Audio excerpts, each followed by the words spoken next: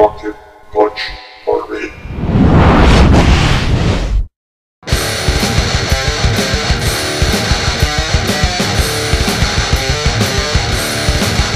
What's going on, everyone? It's Charles, aka Chachi Power. So you can tell I'm still sick. I can't hear out of one of my ears.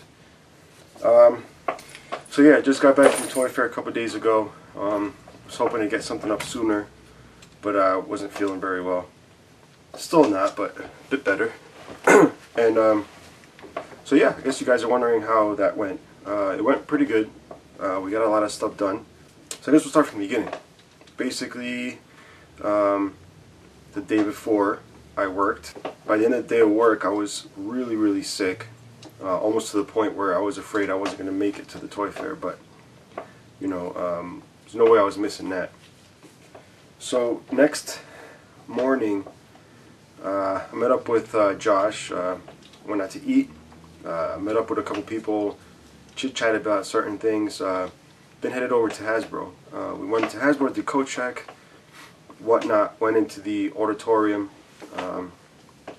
where we were there for a few hours while Hasbro representatives talked about all the new stuff coming out.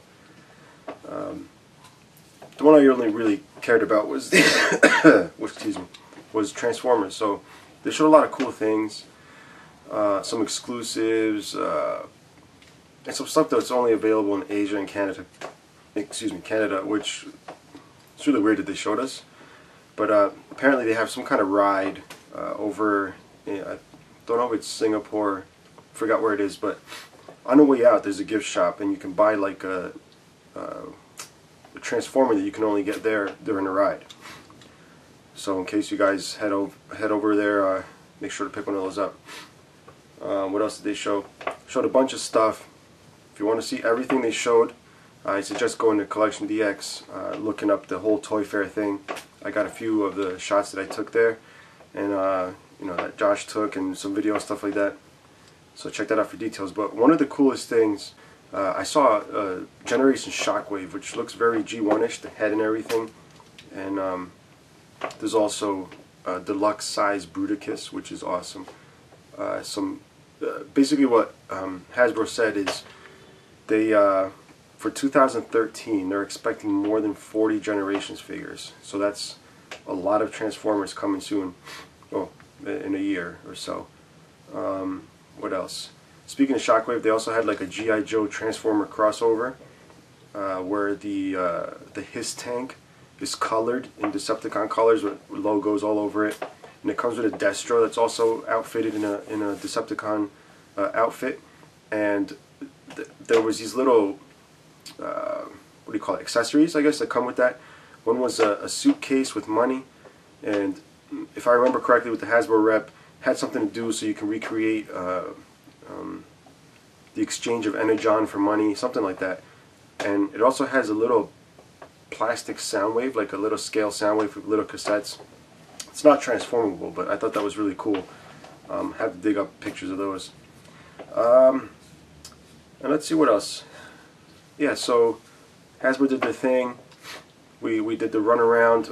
People were just insane, just blocking the figures. I could barely take pictures. Thank God I got one of those really long telescopic lenses on my camera, so I shot from far.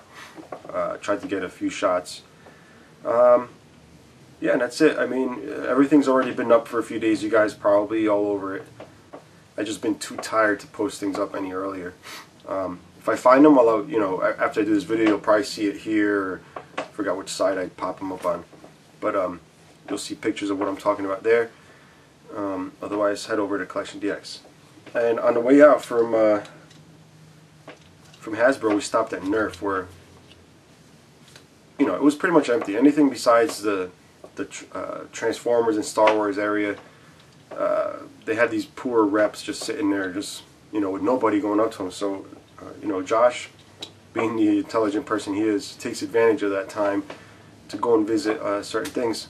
We stopped by Nerf, but before we stopped at Nerf, we did stop at the Sesame Street area, and they had this flying Super Grover, which was rad. Me having a kid, I was rather interested, since Super Grover is a really cool character. But basically, it's you grab the Grover, If, let's say you hold him to one side like that, he puts his arm up, and you hold him to the other side, he puts his other arm up, and he knows when you're pulling him up and down as you're flying with him, which is really cool. That's going to be a hot toy. And like I said, we went over to Nerf. We were shooting some really cool guns. There was one that like these little gel discs or something. Awesome accuracy. It's a pump style, and you know, we shot some footage of that. So probably going to be over on Collection DX. And on the way out, we did manage to pick up a couple of these. They had them out on a desk for visitors, but it's got the little foam bullet. You pop it in. You can pop it into there, and then basically sucks it in. And it's got pretty good firepower. It's got pretty good firepower. The first time I shot it, I actually aimed it on my wife's head, and it hit the side of the wall right next to her. Made a loud sound. She looked at me like I was crazy. So pretty powerful little things. Thanks to Nerf for those. Then after that, we headed over to, actually before that, we headed over to this hotel called Yotel. And the lobby area, like, is walking into, like, you know, like a spaceship basically. Like, the people at the desk all had these, like, futuristic computers, and off to the right was a window that had a robotic arm that would, like, you know, pull out these drawers where people could stuff their shopping stuff in while they go out. I don't know. It was really cool. Then we went to this place called Five Napkin Burgers. It had some delicious burgers there. I mean, incredible. And after that, we went over to Toy Tokyo. I think it was like 9:30 at night, but Toy Tokyo is this place where you could just go in and you find everything: vintage toys, designer vinyls, hot toys, Star Wars, Transformers, old school stuff. And it just tons of stuff. I mean, it was incredible. Me being so close to New York City, I feel kind of stupid for never having visited those places. So I thank Josh for taking me there. Even though he's not local, he knows where to go. And there, they have like a little underground spot right next to Toy Tokyo. You go down the stairs, and we had an invite for the Outer Spacemen figures. They were doing some type of unveiling. So you got to see some prototypes, some really cool gothic figures, which I'm not into, but the designs were really cool. Went back upstairs. I ended up buying this thing called Kaiju Kids. It was a mecha bot, a blue mecha bot. I bought it for my daughter. I'm going to show you a video right after this. She liked it, but my thing was, I thought it was going to be like a big vinyl figure. It ended up being hard plastic, so it's probably not the best thing for a kid.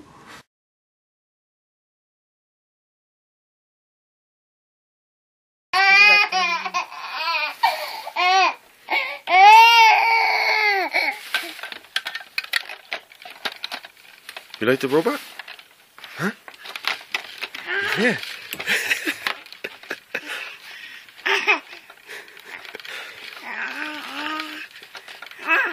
You like that? Give me the robot. Give me. Okay. Here's a robot. Here.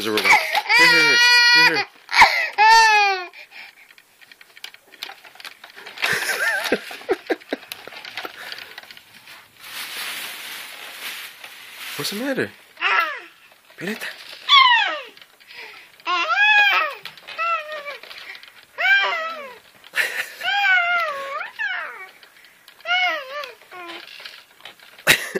So, yeah, I gave it to Josh since he was interested in it. So aside from that, I didn't get anything else. Next day we continued to do the Toy Fair thing. This time we had gone and visited. We went to visit Bluefin. I'm only going to go over the stuff that is related to basically what I'm into. But we went to Bluefin, talked to the Bondi reps, and which was really cool because we had our questions. Josh had questions. I just basically sat back and listened to all the awesome stuff they had to say. But they had a really cool setup. It was a bigger booth than last year. It was basically set up like a store. You walk in, there's shelves with just incredible amounts of SH figure arts, robot spirits, Chogokin. And then the sides had display cases of all their Gundams. The GX61, which is really cool, except we didn't really get to look at it because what they had was a painted prototype, so I doubt we could hold it and try and do stuff with it. It would probably fall apart. So it was actually a little less complete than what the Daltanius was for last year, which we were allowed to take out of the case but not really pose. Then they showed us the Frankie, the Chogokin Frankie, which is from the One Piece series, which is bigger than I thought. You know, I had canceled my pre-order because I thought it was going to be this tiny little thing. It was bigger than I thought, so the guys over at Bluefin were like, go ahead, open it, see what you guys think. So hopefully Josh will post that up on Collection DX, but we checked it out. It ended up being a lot cooler than we expected, although we did agree that it's something that we don't really need to pick up. It's nice, but it's not, you know, we're not going to miss not having it. So I was glad to be able to check it out. It has like, shoots missiles from the shoulders, the ab opens up, you can store beer in it, which is, you know, anything that can store beer, why not? So, you know, you want to check that out. Then Josh asked, you know, some questions. He brought up the whole Voltron Mattel thing, and you know, they did state that you know, they're interested in that in that character. You know, obviously Mattel's got the license stuff. You know, they would like nothing more than to be able to do something like that. You know, but nothing concrete. Just, you know, basically they said stuff that's pretty safe. You know, they would love to do something like that. Nothing better than to make some Solo Chogokin, Go Line and Die Ruggers, but you know, for now, just gonna have to wait it out and see what happens with the licensing. You know, in the next couple years or however long Mattel has it. So you know, but at least they are thinking about it. In case you guys are wondering what's in the future for the SOC line. You know, they gave me some pointers how to paint some Gundams. I'm a little bit, if you guys see my customs, I do take my time. You know, you guys saw the spinner that I built. You know, I kind of hurried that, but I did do it the right way. But in the end, I don't like having to wait for a finished product. So they gave me some tips. I saw this awesome 1/48 scale Gundam, and it looked amazing. And all they really did was just coat it with some kind of flat coat, and it just looked awesome, which is perfect. I don't have to paint anything. I just spray it with a clear coat, and you know, do the panel lining, which is fun. And that's it. I think that's it for Bluefin. I don't think there was anything. Oh no. They did have a setup, a big glass setup of the Javits Center and the surrounding New York area, city, like a scale, like super small scale diorama. And in that diorama, they had the Godzillas just attacking. They had this guy out in the back, also wreaking havoc. But the Godzilla was heading towards a little miniature Javits Center that was lit up with LEDs inside. It was done up pretty nice. And I thought that was cool. And then they showed the Mogera there, which is upcoming to SH Figure Arts. They also showed the final box design, which at least they said it was the final box design of the Space Godzilla. So it was a nice purple box. Yeah, so the setups that they had were really nice there. The guys were really cool. They let us, you know, check out some stuff. They had, for you guys that are having an immense difficulty in finding the Wild Tiger SH Figure Arts, they had a row of them. Just, you know, like no big deal. They're just right there. All the other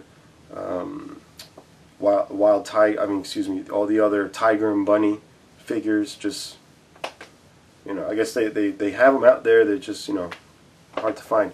We did bring up the issue with the hips breaking. They are aware of that issue. You know, hopefully that's going to be taken care of in the next wave of Wild Tiger figures, because they are re-releasing that figure. So hopefully it has a fix. If there's anything else, they are very receptive to you know, what fans want. So I wouldn't be surprised if in the coming weeks or days you'll see some type of polls on Collection DX asking what fans would like to see when it comes to Bandai. Make sure if you want something to be made, you go to CDX if they have those polls up and vote, because Bandai is looking at that stuff, and Bandai is aware that Collection DX is a big part, of the US fan base. So even if you don't frequent Collection DX, I do suggest you at least go there, do the poll thing. You might end up liking the site and just be a repeat viewer, but yeah, Bandai will be looking at stuff there. So if you want to see anything done in the Solo Chugokin line, the D arts, anything, make sure you pay attention to that stuff. What's funny is before I went into the Hasbro thing, I showed up early to New York. I headed over to the Times Square Toys R Us. I walk in, expecting to see the same stupid crap I always see. All the new Robots in Disguise Prime figures were hung. Every peg was full. So I was like one of the first people to get there and see it because it was early morning. They had Wheeljack, a bunch of Wheeljacks, a bunch of Cliff Jumpers, only one Soundwave, which was interesting. It comes with Little Ravage and everything, or is it Laserbeak? I forgot which one it was. But anyway, bunch of Bumblebees, and aside from the bot shots, they had bot shots, which are these little figures which you fold over into their vehicle form. You smash them, and the chest shows like basically like a rock paper scissors. Each little design that pops up equals a rock paper or scissor. So it's a fun little game. They smash, they open up, and people win that way. This happens to be Toy Fair exclusive. Hasbro was giving these out to everyone who cared to pick them out. They didn't proactively give them out. They were just laying there, and people would ask if they're free, and they're like, yeah, sure, take them. So I grabbed one. Yeah, so they had those hanging there. And now, see, the thing is, I'm carrying a big book bag as it is, full of camera equipment, chargers, lenses, all this crap. I didn't really have anywhere to put the Prime figures. I wanted to buy them. So I said, you know what, let me wait till after the event and pick them up. So I'm like, alright, there's enough of them here. Stupid me, I guess it was too early or something, didn't realize, like, hey, there's tons of, Transformer fanatics going to this Hasbro show, getting all psyched up on Transformers. What is the first thing they're going to do? Which is, of course, leave, walk 2 blocks, go to the Toys R Us and wipe it out, which is exactly what they did. I went with Josh to Toys R Us, all excited to buy the stuff, and sure enough, I get there, everything is wiped out. So thanks, guys. And I learned my lesson. You see it, you can get it, grab it, because these figures are hot right now. They're going to be very hard to get, at least right now. So first day of Toy Fair, we had to be there at 7, which means I had to be there at about 6:30 to meet up with Josh. We did the whole Lego thing. We showed up, we shot all the Lego stuff. Every single piece we shot, took a picture of, videotaped. And what's cool is Lego gave us these a lanyard with this on it, okay? Which is, this is the 2012 Lego Collector's Preview. This admits one, which is me. Excuse me. So me and Josh both got one of these. And on the back you'll see it's got little Lego pieces. So on these Lego pieces you put 2 exclusive figures that they give you for being the person that shows up. Now, let's see if you can see what number this is. It's number 15 of 125. Very low number. And apparently this number means something to Lego collectors, because there was a lot of people saying, oh, I got number 100, it sucks. 15 of 125. So after the whole shoot and everything, what happens is you leave, you hand your business card, or they check your name, and they give you a bag full of Lego goodies. In that bag is where these figures would be. This year, apparently, they did things a bit differently. Not saying I would have gotten to keep it, but basically what happens is when CDX goes, they get the bags, and those figures collectors go insane for. So they're basically sold, and that's used to recoup some of the expenses for the trip. Except this time around, they only gave one out to each outlet. So, yeah, so they only gave one out. Obviously, Josh got the figures. It ended up being a bag full of like Harry Potter posters, Lego advertising, and I had asked him to let me check out the figures. It ended up being a little Captain America and a little Iron Man and a little plastic bag that says 2012 Toy Fair. So I'm sure, you know, collectors are going to clamor over that, try and pick those up. So hopefully that'll pay for a lot of the expenses, because it's not a cheap trip, you know.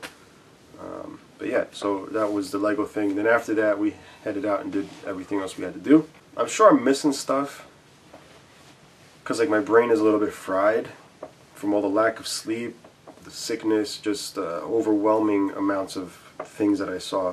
But if I forget something, I might jump back and forth, so you know, have to pardon me. But the second day we went, what was the highlight of that? I think it was the trip to Bondi. So we met up at Bondi. We showed up a bit early because we wanted to meet up with Toonami, which was at the same time as the Bondi thing, or roughly going to overlap with each other. So Bondi let us in early, and Bondi let us check everything out. Just going to let you know the bits and pieces that I liked. Obviously the Thundercats. There was nothing incredible coming out for the Thundercats, just pretty much everything we already know. I did get to check out that 12-inch gold figure, which was alright. That's out in the stores. I just saw it today in Toys R Us. And then we checked out the Power Rangers, and two of the actors were there. They had the Pink Ranger and the Red Ranger, which I don't watch the show, but the Red Ranger walked over, and I noticed, you know, they were dressed up as Rangers, and the outfits were actually really cool looking. They didn't look like cheesy Halloween costumes, and the helmets looked amazing. And then Red Ranger went over, picked up the Red Ranger toy. It was like this big box with, I guess it was the Ranger and a motorcycle, and it had a picture of the actor at the bottom. And he picked it up. He's like, "Oh, I hadn't seen this yet." And then I had said, "Oh, he kind of looks like the guy in the box." And then Josh, I said, "Well, those are the actual actors." So yeah, it was really cool seeing the actual actors of Power Rangers. It's pretty exciting, even though I'm not a fan of the show. So I'm sure if a Power Ranger fan, there was a Power Ranger fan there, which was like freaking out. But yeah, that was interesting. Nothing crazy on the Power Ranger side, at least, you know, for me, except this ginormous Megazord. It's like all these Megazords combined together to make this gigantic thing, and like you can actually buy that thing. I think it's going to be a Toys R Us exclusive. It's going to be 150 plus probably in price. But the highlight of my Bondi visit was seeing Godzilla on the outside of the banner and thinking like, well, they kind of don't really push Godzilla, so how is it that it shows up on their banner? Well, it turns out that they have somebody new on the Godzilla side of things, and she, yes, it's a she, is really pushing to, you know, breathe new life into the Godzilla stuff. So according to her, because she's on board now, she's going to make sure they do Godzilla right. So they got some stylized Godzilla stuff. They have Godzilla, Mechagodzilla. I don't know why I don't remember the third one. But they're stylized versions, vinyls. They're meant to like, you know, look like designer vinyls. And they're actually pretty cool, especially the Mechagodzilla. It's based off the 1974, 75.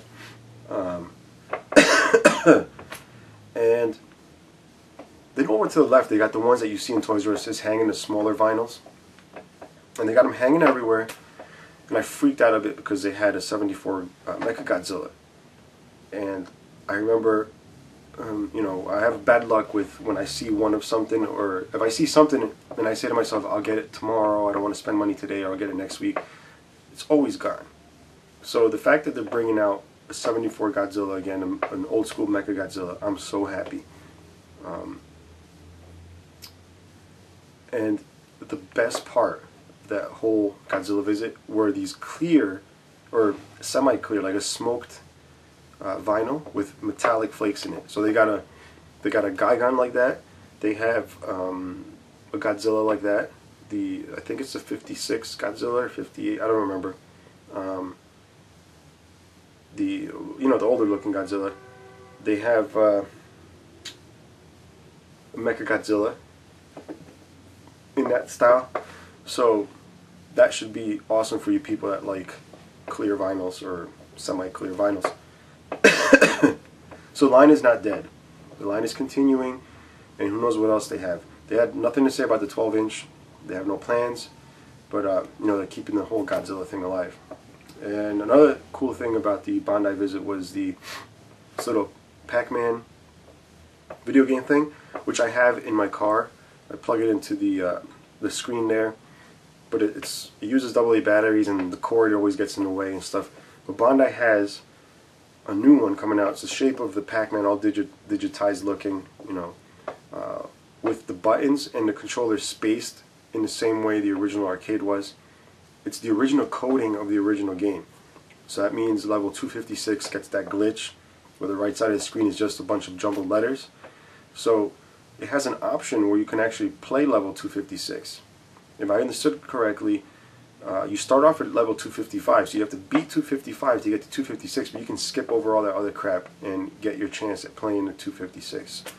So that's cool, and it's only about 25 bucks. I don't remember anything else aside from that. If I do throughout this vlog, I'll probably get back to it. But basically that was our day. Really tired. We went out to eat to White Castle. The White Castle visit was interesting because we got the burgers. We were kind of in the mood for like 6 burgers, but they had the 10-pack, so we got 2 10-packs, and we didn't really finish the whole 10. So Josh was nice enough to see that there was a little old guy on the side there that was homeless. Somebody else had bought him food, but Josh did a nice thing and gave the guy some food, and he was very happy about it. So then I took my share with me, but I'm thinking like, I'm just gonna go home. It's gonna sit there, or it's gonna be microwaved and it's gonna take a crap. So I was thinking of giving it away too, except I felt stupid. It was like a guy looking for garbage. So I'm thinking like maybe this guy would like it. But see, what happened to me one time is I saw someone digging through garbage, and I offered them food, and they freaked out on me because they were looking for bottles. They weren't hungry. They supposedly weren't homeless or anything. They just like to grab bottles and change them. So I offended somebody trying to get food. So I'm a little more worried when I see people like that. But eventually throughout the day, I saw a guy. Josh was like, how about that guy? And I'm like, no, I feel stupid. And I was like, what the hell?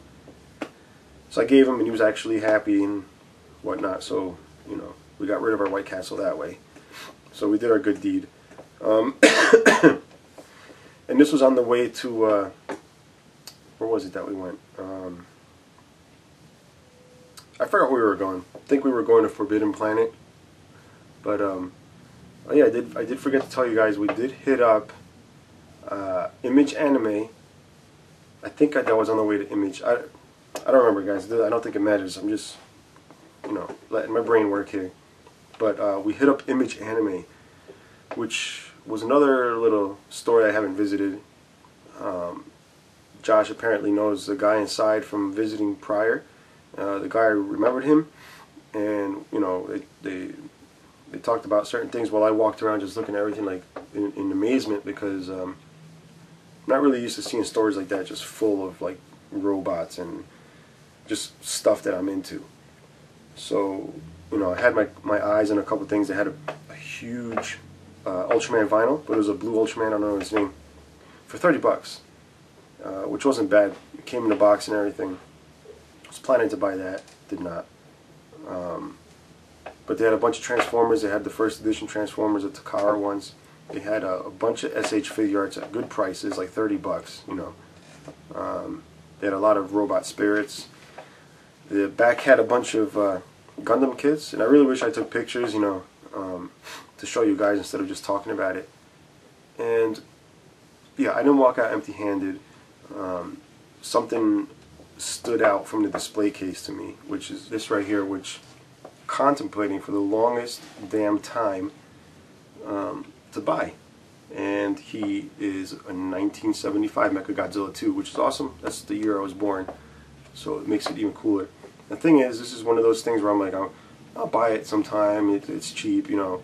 And it was always cheap, and now it's not so cheap. So I did pay a premium. I was kind of hoping I'd get a discount or something. Not a crazy premium, but a little more than I would like to pay. So I'll be doing a review on this because it's just amazing. Can't recommend it enough. So I picked that up, and then I also picked up Stepper here, which is basically a repaint of Jazz. I believe this was like a Japanese exclusive version, the original. I don't know the whole story behind it, but it's I guess it's a pricey figure. But this was only 30 bucks, which, you know, it's not too bad. So you open this up, it's got a little booklet with little binder holes there, and it's a black and gold Jazz, which is right up my alley. Very 80s, very like tacky. It's got the gold flames on the hood, so it's kind of like a Firebird, which I liked as a kid, and my friend calls it a fire chicken. So that's what I picked up there. Like I said, jumping back and forth, we also visited Kodobukiya, our second day at the toy fair. They showed us all the new Bishoju stuff, which is basically little statues of females in DC, you know, livery. Like they had Supergirl, a bunch of stuff like that.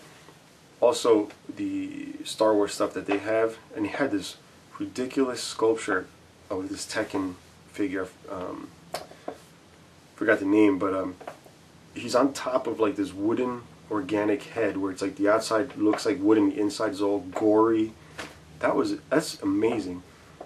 There's only 500 of those pieces made, and it's ridiculous sculpting. Like, I was just drawn to it, even though I'm not a fan of the series or anything like that.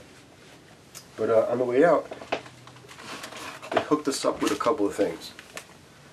They have those silicone molds where you can make chocolates and ice cubes and stuff like that. Well, they had a Millennium Falcon, which Josh said you can just plop in an Oreo cookie in there. It's perfect size, and then surround it with chocolate, which sounds delicious. So on the way out, Kodobukiya was kind enough to give us a couple of samples, and almost as if they read my mind, look what they gave me. Darth Vader and a Stormtrooper ice cubes. This is ridiculously awesome. So somehow they knew that these were the two that I wanted, so thanks guys. Alright, and then obviously we went to visit Mattel. What can I say about Mattel? Wasn't insanely looking forward to it, which is weird because they do have the Voltron displayed, but I'm already getting this feeling like, you know, the Voltron's really not cracking up to be what I want, you know. So, but of course, you know, I did get excited going in, and I'm looking around and I don't see any Voltron. And all of a sudden I see a blazing sword just sticking up. And of course there's tons of people surrounding it. So I checked it out. It definitely has a lot of presence, which makes this big one right here look like a toy. I mean, it is a toy, but it makes it look like nothing. And, you know, we got to check it up close. They were obviously production samples, you know, because they looked pretty much finished. But Josh made a good point. They look like bath toys, like especially the Yellow Lion. Like the molding was very soft, like the edges very soft, so it almost looked like a rubber toy. It's almost like a really pale plastic. But the Voltron looks great. I'm not going to deny that. You know, the figures look pretty cool. Even though, you know, if you saw my review on the Lance, you know the articulation is kind of rough. But it should be a cool set overall. I don't like the gimmicks. I don't even think it's a good idea. Like, none of those gimmicks that are on that should have been on that. No, no. Number one, those gimmicks are typically gimmicks that are for kids. Voltron fans are not going to find the springing legs out a good feature at all, because it's not even, you know, a feature that was in the cartoon. I can understand if like there was a feature in the cartoon where the arms popping out or the legs popping out had anything to do with some kind of gimmick in the show. No, it didn't. Firing fists, that's a gimmick that was in the show. Do that. But a spring-loaded tail, it's stupid. Are you trying to save time in transformation? Is it too difficult to just pull the arms out yourself? I don't get it. It's a worthless gimmick that probably added to the price and complexity. I would have been happy with just a firing head. You know, just any gimmick besides those stupid, and sticking the key in the butthole. Even if you don't need a key to, well, okay, if you've seen the figures, they have a button on the butthole. Why make it a cool thing to push the button with a key? Just doesn't make any sense. But yeah, anyway, I'm getting one of those. I'm a Voltron fan. There's no way I can not get it. And speaking of gimmicks, this one has firing fists, and it has like a thing that opens up in the belly where rocks come out, which is a pretty stupid gimmick, but it's definitely better than arms popping out. At least it's doing something. Josh had asked Mattel if there was a chance of a vehicle Voltron, and it was a flat out no. I think the guy answered the question as Josh finished his sentence. It just came out, and people found the question funny. So here's Josh asking his question. I think that pretty much wraps it up. I hope I haven't missed any SKUs, but I'm going to open it up to questions now. Hopefully I have a notes in front of me to answer them, and we'll just do my hand raise. So yeah, right over there. 2 Voltron questions? 2 Voltron questions. One, Voltron Force, the new show. You'd shown prototypes in the past. Any Yes. plans to make toys for them? We're still looking into it. We don't have a confirmed date to release Voltron Force items. We're excited about the show. It's doing great on Nicktoons, but at this time we can't commit to a retail line. So right now it's just the classics Voltron. And a pipe dream, vehicle Voltron? It is a pipe dream, yes, correct. Next question, yes. So after we left Mattel, what they'd like to do is give some going away prizes. I had asked for this one. They had a couple. I don't know what the other ones were. I don't really watch wrestling, but kind of like the luchador thing with the guys with the mask. But this guy isn't as because I like the luchadors because they look like cheesy with their masks on. But this guy doesn't really, even though he is a Mexican wrestler, it's not doing it for me. But it was free. It was one of the things they gave out. And then the other thing they gave out was a Masters of the Universe Classic Fisto, which is a weird name, really. Like, at least for adults who have their mind in the gutter. I mean, I'll just show you this guy. Might as well. So it comes in this special Mattel box, and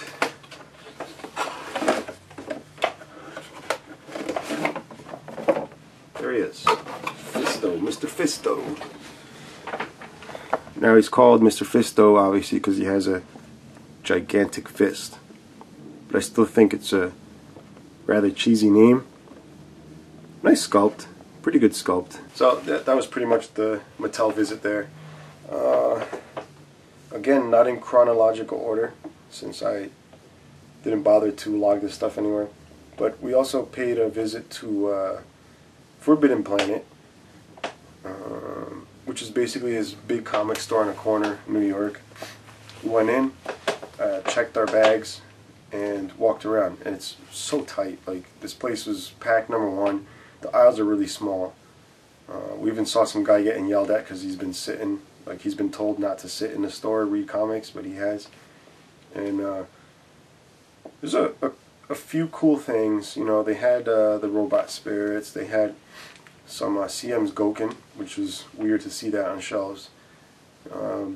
Jumbo Voltron, Shogun, Toynami. Speaking of Toynami, I'll get to that in a second. Upstairs they had manga. But we hung out like in the manga section like less than 2 minutes. Went back down. It was way too hot. They have a bunch of Star Wars stuff, vintage, everything. The only thing I got there was a couple of things I got from my wife, which was like basically like a Valentine's gift. I got her a Wonder Woman mug. She loves Wonder Woman. I got her this robotic mini, which is really weird because it has this back here. I don't know if this is meant to be like a wind kind of thing, to wind it, but it pulls out and it's got a string that doesn't let you pull it out further than that. Same thing with the arms, you know, and the legs. So she really enjoyed that. This is made by NECA, same people that made the RoboCop that I reviewed. All right, so like I said, Toynami. I mentioned Toynami before. We did have an appointment to meet with Toynami. We met up with George. He showed us all the cool stuff they have. They are continuing with the Shogun Warrior line. You know, a lot of stuff was talked about. You know, and you know, if you need any more info, check out Collection DX. I'm sure all the info from Toynami will be there. But you know, to touch up really quick what happened, we went in there. He talked about some really interesting stuff, which I can't get into here. But this is the second time I've met this guy, and he's always got some interesting stuff to say about the industry and stuff that he's been involved with. Really cool guy. And off to the corner, we did spot a jumbo Bender. So remember I did a little Bender review, the Toynami one. So he's coming out with a jumbo one, which a lot of people, especially diehard jumbo fans, are like, "Home." I read somebody that said, some posts, I think it was on Collection DX, that he hopes that those things languish on shelves and basically ruin, you know, any chances of anything. But I don't mind at all that the Benders in the Shogun Warrior line, it doesn't really fit with the traditional Shogun Warriors, but I mean, I think his whole thing is just to reinvent what Shogun Warriors is, which would be rather interesting to see. So according to everything he's been talking about, some interesting stuff coming. But the Bender thing, okay, I can understand some people are a bit upset and they want it to fail, or they think it's a horrible use of the license, but it is a robot. It does have fist firing, which is totally cool. Rocket punch. And it's just cool. I like the Bender aesthetic, even though I don't really watch the show.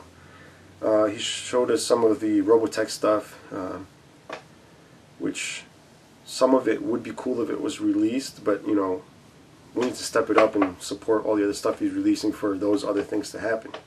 So yeah, so that, you know, like I said, more info on that on Collection DX. We oh, for you Diaclone fans, that company Gig that was distributing Diaclones, I guess in Italy or something, they're apparently still around.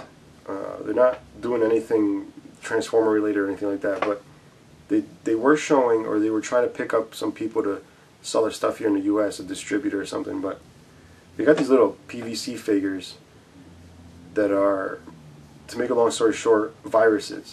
And it's set up almost like a Ben 10 thing. It has a Ben 10 aesthetic to it. But it's these little PVC figures that come in blind bags. And the viruses, they either have a GUI inside or a GUI outside. And I'm talking about like the GUI, which is like those wacky wall walkers that you throw on a wall, or those little hands with a string that stretch out that you buy in a 25-cent machine, made out of that material. So like the viruses, because they're viruses, have goop in them, and some of them have the goop on the inside, some of them are inside the mouth. When you squeeze it, the goop comes out. Some of them have it as you know, like in specific, one figure kind of looks like a tree monster, and it has like this goop outside of it. And what's awesome is all the goop can be taken off and just played with. That's a very cool line of toys if someone picks it up. It'll be like those, like toy crack. You just buy bags of them and get a bunch of different ones. And then like they got the humanoid heroes, which look like spacemen really.